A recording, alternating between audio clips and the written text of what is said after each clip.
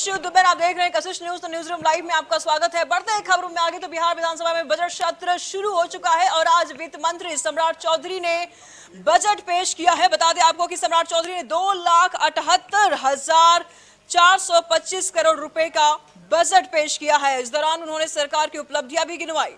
Budget में शिक्षा विभाग के लिए 52,639 करोड़ का प्रावधान किया गया है। स्वास्थ्य क्षेत्र के लिए 14,296 करोड़, गृह विभाग के लिए 16,223 करोड़ 323 करोड़ माफ कीजिएगा, और ऊर्जा क्षेत्र के लिए 11,422 करोड़, ग्रामीण विकास के लिए 14,296 करोड़ का प्रावधान किया गया है। तो सम्राट चौधरी ने अपने बजट भाषण में कहा कि बिहार का विकास दर देश में सबसे ज्यादा 10.4% है। तो शिक्षा और स्वास्थ्य के साथ सामाजिक विकास पर जोर है और गरीबी दर में 8% से ज्यादा गिरावट आई है। दिव्यांगजनों को 4% शैक्षणिक आरक्षण दिया गया है। तो सम्राट ने कहा कि कृषि के क्षेत्र में रिकॉर्ड उत्पादन का लक्ष्य है। उन्होंने कहा कि स्वरोजगार के माध्यम से लोगों को समृद्ध करेंगे।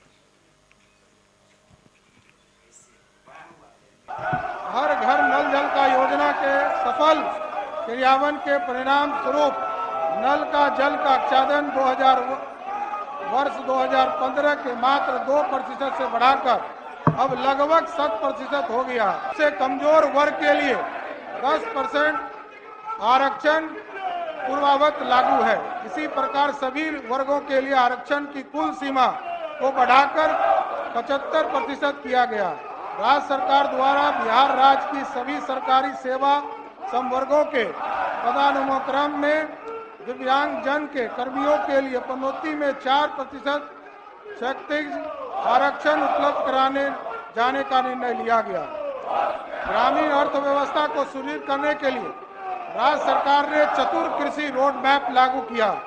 इसके अंतर्गत वर्ष 2028 तक कृषि एवं सवर्ती क्षेत्रों में लगभग 1.2 लाख करोड़ रुपया का व्यय का लक्ष्य रखा है। तमाम जानकारी के लिए अमित इस वक्त हमारे साथ बने हुए हैं। अमित, आज बजट पेश किया गया, क्या कुछ खास था इस बजट में?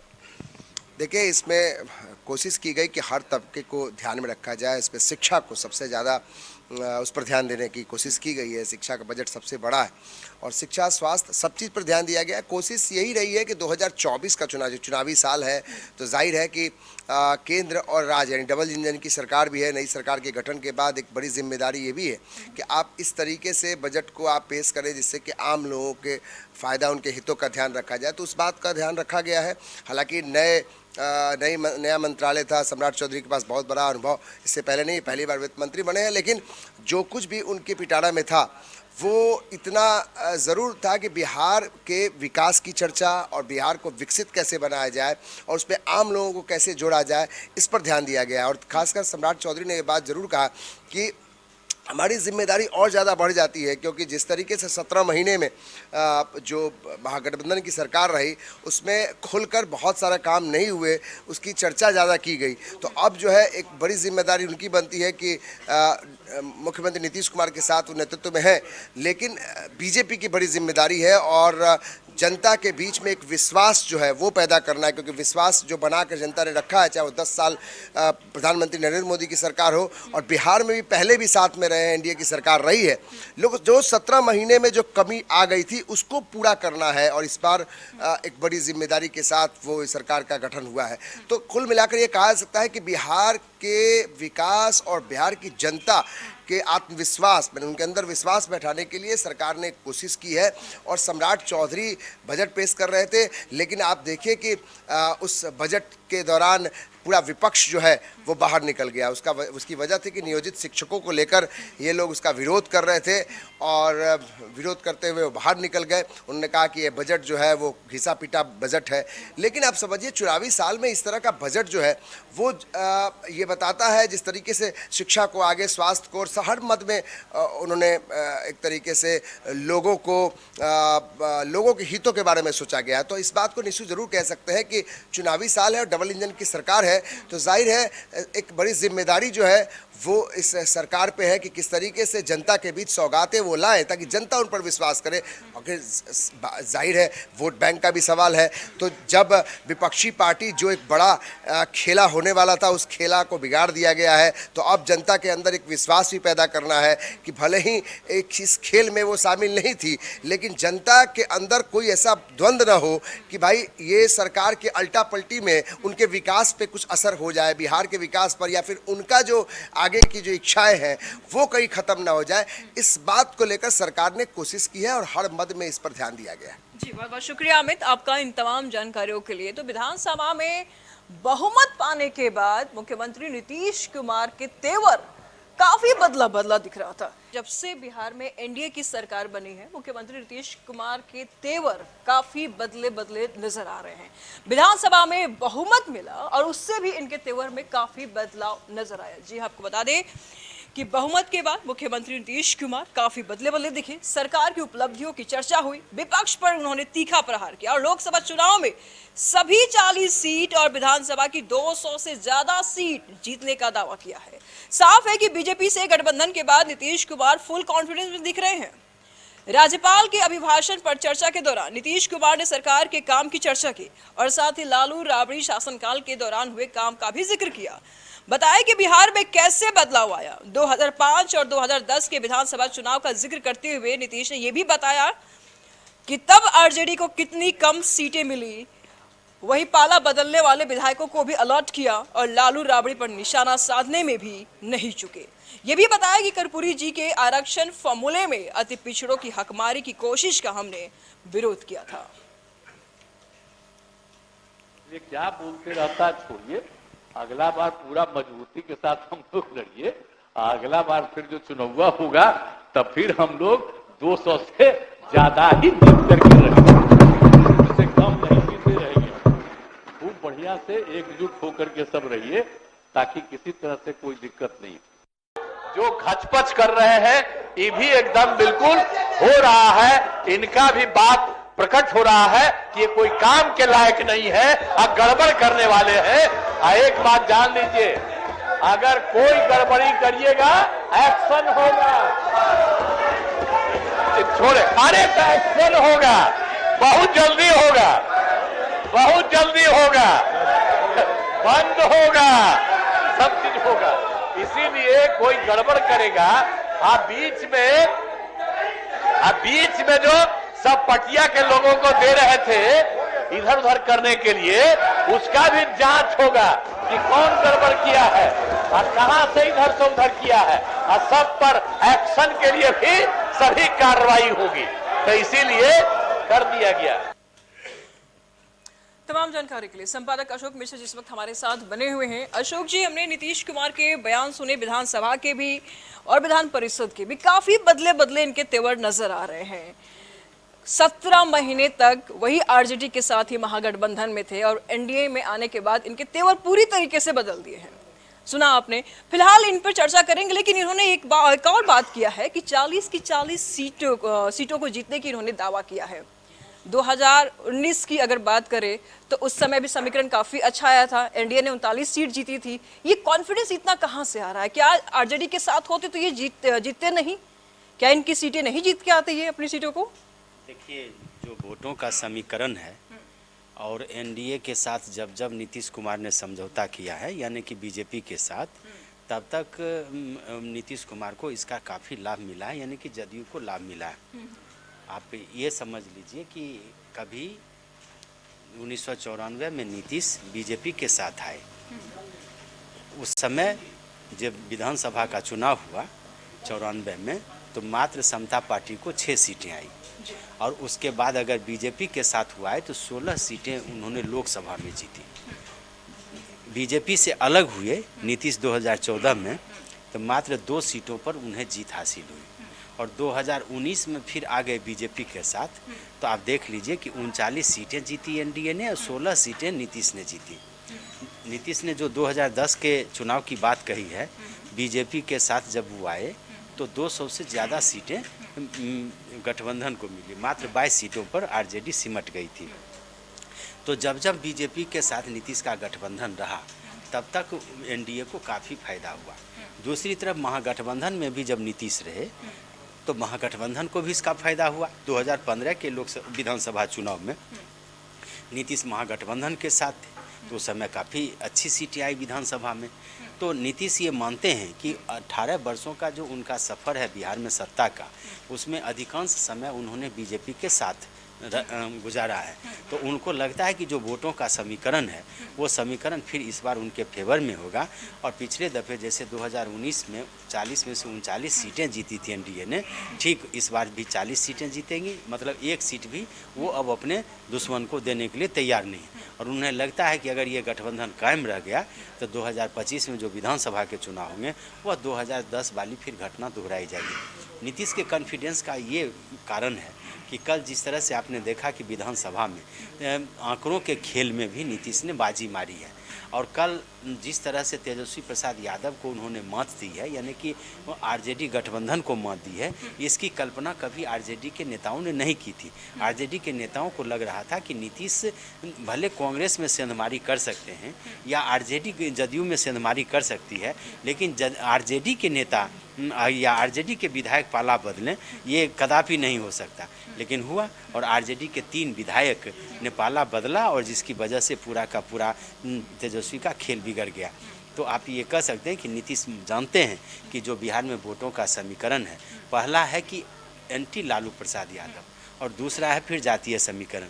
नीतीश जब बीजेपी के साथ आते हैं तो फिर उसमें जातीय समीकरण में भी वो बेहतर होते हैं, क्योंकि उसमें सवर्णों के साथ साथ पिछड़े और अति पिछड़ों का एक बहुत बड़ा जो वोट बैंक है वो साथ होता है। और फिर एनडीए में चूँकि दलित हैं, लोजपा है, भले पारस और ये चिराग दोनों हैं, उपेंद्र कुशवाहा होंगे, तो वैसी परिस्थिति में उनको लगता है कि उन्हें कोई हरा नहीं सकता है। बिल्कुल अशोक जी, उनके दूसरे बयान की हम बात करेंगे कि बार बार आरजेडी को लेकर के ताना कसा जाता है।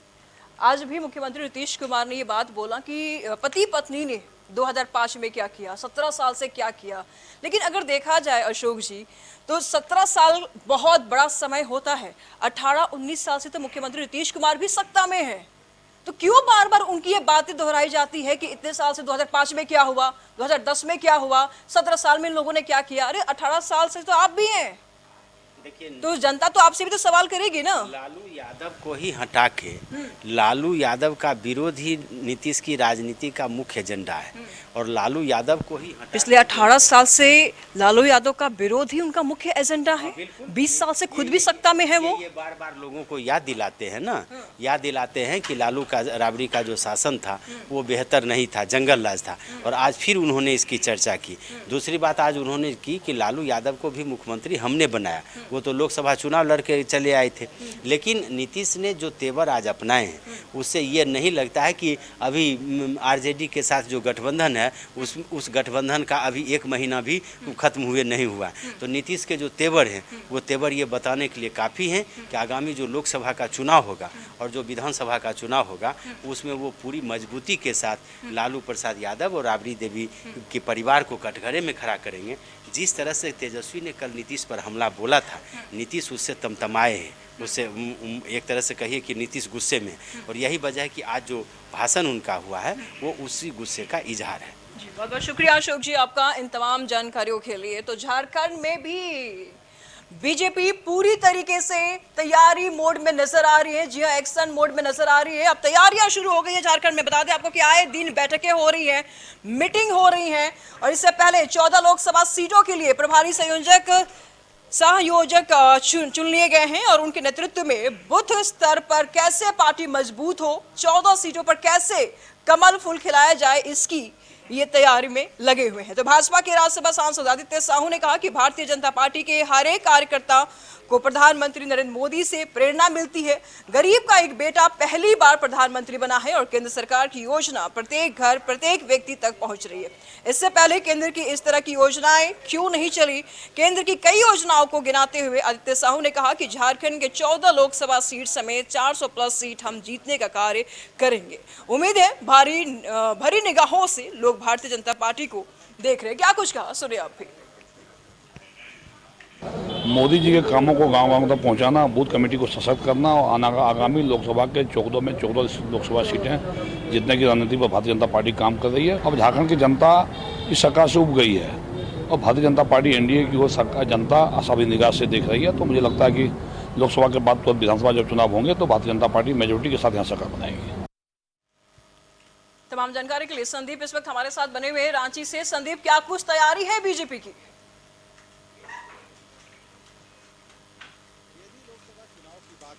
हर एक पार्टी ने इस चुनाव को लेकर तैयारी शुरू कर दी है। सभी के अपने अपने दावे हैं। जहां बीजेपी यह दावा कर रही है कि झारखंड के जो 14 लोकसभा सीट है, इस बार 14 सीट पर वो विजय हासिल करेगी और सभी जगह कमल खिलाने का काम करेगी। वहीं दूसरी तरफ यदि गठबंधन की बात करें तो जेएमएम और कांग्रेस का साफ तौर पे कहना है कि जिस तरह का षड्यंत्र बीजेपी के द्वारा रचा जा रहा है राज्य में, उसका माकूल जवाब राज्य की जनता इस बार लोकसभा चुनाव में देगी और बीजेपी को इस बार 14 में से शायद खाता भी ना खुले उसका। तो कहीं ना कहीं इस चुनाव की तैयारी में दोनों ही पार्टी, चाहे सत्ता पक्ष की बात करें या विपक्ष की, तैयारी तो सभी इस लोकसभा चुनाव को लेके कर रहे हैं। पर देखना होगा कि इस बार का आंकड़ा क्या कहता है। हालांकि यदि पिछले लोकसभा चुनाव की बात करें तो झारखंड के 14 सीट में से एक सीट कांग्रेस के पास था और एक सीट जेएमएम के पास, और बीजेपी 12 सीटों पे अपना जो कमल का जो निशान था, कमल फूल था, उसे खिलाने में कामयाब हुई थी। पर जिस तरह की स्थिति झारखंड की राजनीति में इन दिनों देखने को मिल रही है, क्या इसका असर लोकसभा चुनाव में भी देखने को मिलेगा या देखने वाली बात होगी। पर कहीं ना कहीं चाहे सत्ता पक्ष हो या विपक्ष, दोनों ही दावे कर रहे हैं कि इस बार 14 में से 14 सीट उनकी जीत सुनिश्चित होगी उन सीटों पर। तो देखना होगा, बहुत दिन नहीं बचा है लोकसभा चुनाव के लिए। पर जिस तरह से यदि बीजेपी की बात करें तो इस चुनाव को लेके कहीं ना कहीं उनकी तैयारी पहले चरण से ही कह सकते हैं, बहुत पहले से ही शुरू हो गई है। और जितने भी 14 लोकसभा सीट हैं वहां पे उनके जो अधिकारी हैं उनकी भी प्रतिनियुक्ति की गई है। जहां बीजेपी कह रही है कि केंद्र सरकार जिस तरह से कार्य कर रही है और जो लाभ जो राज्यवासियों को या फिर देशवासियों को केंद्र की सरकार दे रही है, शायद ही कोई सरकार आज तक दे पाई है। और यही वजह है, हम आपसे लगातार अपडेट लेते रहेंगे। फिलहाल शुक्रिया आपका इन तमाम जानकारियों के लिए। बिल्कुल, तो गर्दनी बाग में बता दें आपको कि नियोजित शिक्षकों का धरना प्रदर्शन जारी है। जी आपको बता दें कि पटना के गर्दनी बाग धरना स्थल पर नियोजित शिक्षकों का प्रदर्शन लगातार हो रहा है। बिहार के अलग अलग स्कूलों में काम कर रहे गेस्ट टीचर्स को हटाया जा रहा है। तो गर्दनी बाग में धरना दे रहे इन शिक्षकों को बाड़ेबंदी कर एक जगह ही ठहराया गया है। तमाम जानकारी के लिए प्रीतम इस वक्त हमारे साथ बने हुए। क्या कुछ तस्वीरें बयां कर रही है प्रीतम? आज जो तस्वीरें हैं निशु, वो आप देख सकती हैं कि पूरे बिहार से अब जबकि 5:30 होने जा रहे हैं, अब भी हजारों की संख्या में जो नियोजित शिक्षक हैं वो बिहार के अलग अलग हिस्सों से, बिहार के अलग अलग प्रमंडल से यहाँ पहुंचे हैं। उसमें काफी संख्या जो महिला जो शिक्षिका है उनकी भी यहाँ पे है। और वो सरकार से यही कह रही है कि बिना किसी शर्त के उन्हें राज्यकर्मी का दर्जा दिया जाए। कई ऐसी महिलाएं हैं जो 2005 से 2003 से बिहार में शिक्षा मित्र और उसके बाद नियोजित शिक्षक के रूप में काम कर रही है, लेकिन उनको अब तक राज्यकर्मी का दर्जा नहीं मिला है। कुछ महिला शिक्षिकाएं उनसे बात करेंगे। क्या नाम है, कहाँ से आई है? सुप्रिया सिंह नाम है मेरा, मैं भागलपुर से आई हुई हूँ। भागलपुर में कहाँ से? भागलपुर, मेन भागलपुर से। क्या है आप लोग की मांग, क्या है? प्रोटेस्ट चल रहा है, हर बार आती है लेकिन कुछ मिलता नहीं है, अब क्या करना है? देखिए, हम लोगों की मांग है बिना शर्त राज्यकर्मी का दर्जा। और सरकार हम लोगों को हर बार धोखा देते आई है, गद्दारी करते आई है। हम लोगों ने एकजुट होकर पिछले सरकार को वोट दिया, आदरणीय तेजस्वी जी को वोट दिया, वो सत्ता में जाते ही वो भी गद्दार निकल गए। तो हम लोगों के को तो सब कोई चलते हैं, हर दल के नेता चलते हैं। इसलिए हम लोगों ने अब कफन बांध लिया है सर में। अब किसी नेता की बात नहीं सुनेंगे, अब फैसला हम शिक्षकों का होगा। कहा तो रहे कि मामूली परीक्षा दीजिए और राज्यकर्मी का दर्जा लीजिए, भरोसा नहीं है? किन पे भरोसा करें? आदरणीय नीतीश जी पे? बिल्कुल, वो भरोसे के लायक हैं क्या? अगर वो भरोसे के लायक होते तो पिछला आप रिकॉर्ड पलट लीजिए। वो भरोसे के लायक है ही नहीं। हम तो बोलते हैं ठीक है, वो बोले ना मामूली परीक्षा, एक तरफ बोलते हैं वो मामूली परीक्षा, एक तरफ वो बीपीएससी लेवल का परीक्षा ले रहे हैं हम लोगों से, ऑनलाइन परीक्षा ले रहे हैं। हम लोगों ने तो सोचा था कि हम लोग एग्जाम दे देंगे, लेकिन अब हम लोग कोई एग्जाम नहीं देंगे। हमने पात्रता दिया, दक्षता दिया, सक्षमता हम लोग नहीं देंगे तो नहीं देंगे। सरकार की कार्रवाई का डर नहीं है, विभाग की कार्रवाई का डर नहीं है? डर रहता तो आज यही रहते। चिट्ठी तो निकल ही रही है, वहाँ चिट्ठी निकल रही है और हम सारे शिक्षक यहाँ पटना में मौजूद हैं। तो एक बार कहेंगे हम अपने कैमरा पर्सन से कि वो संख्या दिखाए कि यहाँ पे अभी 5:30 बज रहे हैं, अभी भी हजारों की संख्या में जो शिक्षक है वो यहाँ पे जुटे हुए हैं और सरकार से राज्यकर्मी का दर्जा दिए जाने की मांग कर रहे हैं। तो ये मांग है निशु, और आपको समझना पड़ेगा कि अब ये जो है आर पार की लड़ाई में है। इनको हर बार भरोसा मिलता रहा है, आश्वासन मिलता रहा है, लेकिन उस पर कोई कार्रवाई नहीं हुई है। कुछ और टीचर है, क्या नाम है आपका? जनार्दन कुमार। हम कैमूर भभुआ से आए हैं, बिहार शिक्षक मंच के हम राज्य सदस्य भी हैं। सरकार भरोसे लायक है कहाँ? खुद सरकार 3 बार उल्टी पलटी मार रही है, उस पर क्या भरोसा किया जा सकता है? और हम नहीं, एक बच्चा भी कह रहा है कि बुढ़ापे में उल्टी कल्टी मार रहे हैं। जो बच्चे, शिक्षा मंत्री विजय चौधरी साफ तौर पर कैमरे के सामने आकर उन्होंने ये बात कही है कि नियोजित शिक्षकों की नौकरी खतरे में नहीं है, डरने की जरूरत नहीं है। अगर आप एग्जाम पास नहीं होते तो भी आपकी नौकरी नहीं जाएगी। तो दिक्कत क्या है, कौन सी बात है जो इनको समझ में नहीं आ रही है और इस तरीके से प्रदर्शन कर रही है? पूछिए जरा इनसे। विजय चौधरी कह रहे हैं कि उनको घबराने की जरूरत नहीं है, सरकार उनके साथ है, भरोसा रखे। विजय चौधरी की सर की जहाँ तक बात है, उन्होंने कहा था, आज भी कह रहे हैं, मगर उसकी आश्वासन में क्या सरकार का सचिव है वो है कि नहीं है? आज किसी अधिकारी से बातचीत हुई थी, आप लोग गए थे क्या? हाँ, मुख्य सचिव से संक्षिप्त वार्ता हुई। उन्होंने कहा कि उन्होंने स्पष्ट कहा कि आपके बातों पर संवेदनशील है। सुहानी से बात? हाँ, उन्होंने कहा कि कृषि विभाग का एक मीटिंग है, हमारे पास समय कम है, हम अगले बार आगे क्या करेंगे? अगर सरकार नहीं बात मानती है तो हम आंदोलन को अनवरत चलाएंगे। हमारे राज्य के संयोजक प्रदीप कुमार पप्पू जी अंतिम फैसला बुलाए। तो ये देखिए कि निशु, इन लोगों ने ये तय कर लिया है कि जब तक इनके हाथ में केवल आश्वासन नहीं, अब ये सरकार से लिखित चाहते हैं, जब तक लिखित नहीं मिलेगा हम सरकार पे भरोसा नहीं कर सकते हैं। लेकिन ये एक बड़ी संख्या है, इतनी संख्या में लोग आए हैं। और आप निशु, इस बात को आप कल्पना कीजिए कि आप किसी विभाग में 2003 से 2005 से काम कर रहे हैं, सरकार आपसे हर काम लेती है, लेकिन राज्यकर्मी का दर्जा नहीं मिलता है। इन्हीं शिक्षकों ने कोरोना में काम किया, जनगणना में काम किया, सरकार की हर बात में साथ दिया, लेकिन अब जब इनकी बारी आई है तो इन्हें निराशा हाथ लगी है। तो जाहिर सी बात है कि लोकतंत्र में धरना प्रदर्शन ये सबका अपना अधिकार होता है। इन लोगों ने सरकार तक अपनी बात पहुंचाने की कोशिश की है, लेकिन ये बिहार के बारे में ये भी तल्ख हकीकत है निशु कि सैकड़ों की संख्या में वैसे शिक्षक जो नियोजित शिक्षक है उनकी मौत हुई और उन्हें पीएफ का 1 पैसा नहीं मिला। तो ये सारी तमाम ऐसे विषय है कि अगर इन्हें राज्यकर्मी का दर्जा मिला होता तो उन मुश्किलात का उनका सामना नहीं करना होता। तो साफ तौर से आप मान सकते हैं निशु कि सरकार के लिए एक वक्त है कि वो सरकार के सामने एक चुनौती है कि वो किस तरीके से नियोजित शिक्षकों के पास जाए, क्योंकि इनकी संख्या 3,60,000 के आसपास है। मामूली नंबर नहीं है। अगर 3,60,000 को अगर 5 से मल्टीप्लाई करते हैं, 6 से मल्टीप्लाई करते हैं तो एक बड़ी संख्या निकल के सामने आती है। तो सरकार भी चाहेगी कि बीच का रास्ता निकाला जाए। नजर बना रखिएगा, लगातार हम आपसे अपडेट लेते रहेंगे। फिलहाल शुक्रिया आपका तमाम जानकारियों के लिए। न्यूज़रूम लाइव में इतना ही। आगे के अपडेट्स के लिए बने रहिए कशिश न्यूज के साथ। नमस्कार।